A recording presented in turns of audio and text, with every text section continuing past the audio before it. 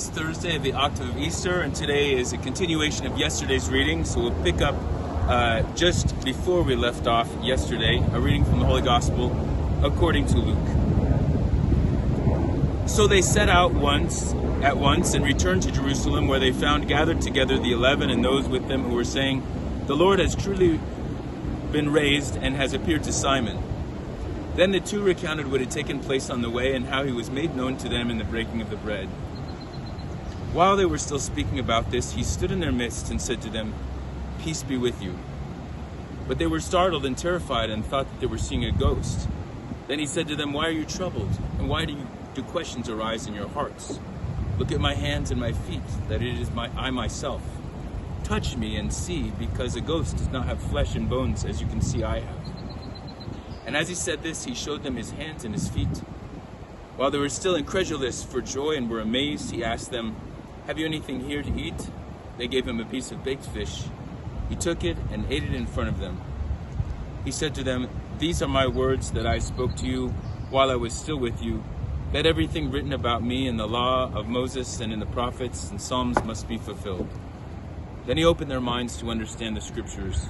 And he said to them, "Thus it is written that the Messiah would suffer and rise from the dead, and on the third day, and that repentance for the forgiveness of sins would be preached in his name to all of the nations, beginning from Jerusalem. You are witnesses of these things. And behold, I am sending the promise of my Father upon you. But stay in the city until you are clothed with power from on high." The Gospel of the Lord.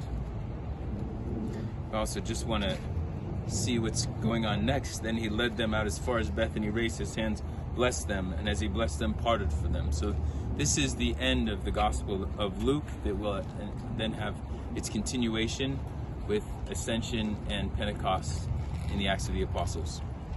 And so we want to see this continuation from yesterday.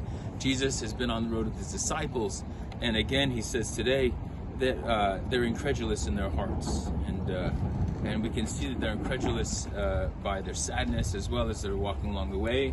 And here, even though he's appearing in person, and even though they've already heard this proclamation from probably the women and from these disciples, here he is in the midst of all of the apostles, perhaps other disciples, and they're still incredulous.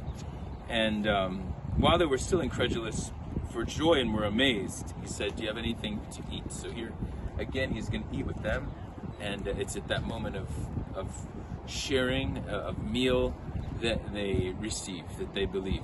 And so we want to see again this image of Eucharist, of how that's a moment when we partake, that we say "I believe," and that it's through that eating that we receive, and that our eyes are opened, that our hearts burn inside of us and are satisfied by his presence.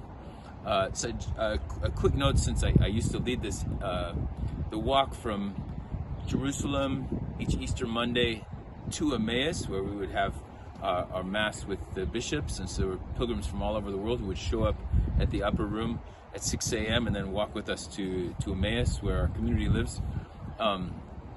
In that meditation of walking, in fact, not just 7 miles, but it's probably from manuscripts that are erroneous, where we see 7 miles is actually probably more like 20 miles from Jerusalem to Emmaus.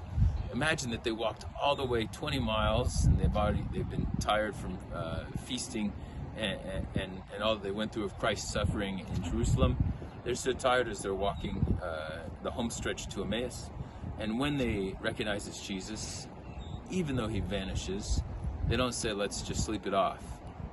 They've received, and there's something in them that turns their fatigue and their sadness into joy and energy, so much so that they will go back 20 miles immediately. So remember that they've stopped at Emmaus as the sun is setting, and so it's the end of the day, and they're going to go back during the night and all the way to Jerusalem, 20 miles, to proclaim. And so imagine that transformation in their hearts, from sadness and total fatigue to being able to walk 20 miles, not just 20 miles, but 20 miles back uphill to Jerusalem. And this is the Easter joy, and this is the transformation that should be happening at Mass. Do we come into Mass with whatever doubts or sadness in our hearts? Well, no problem, but we should go out empowered on mission to proclaim with renewed energy, with transformation in our hearts. Dear Lord, we want to have this expectation of your presence and your transformation at every Eucharist.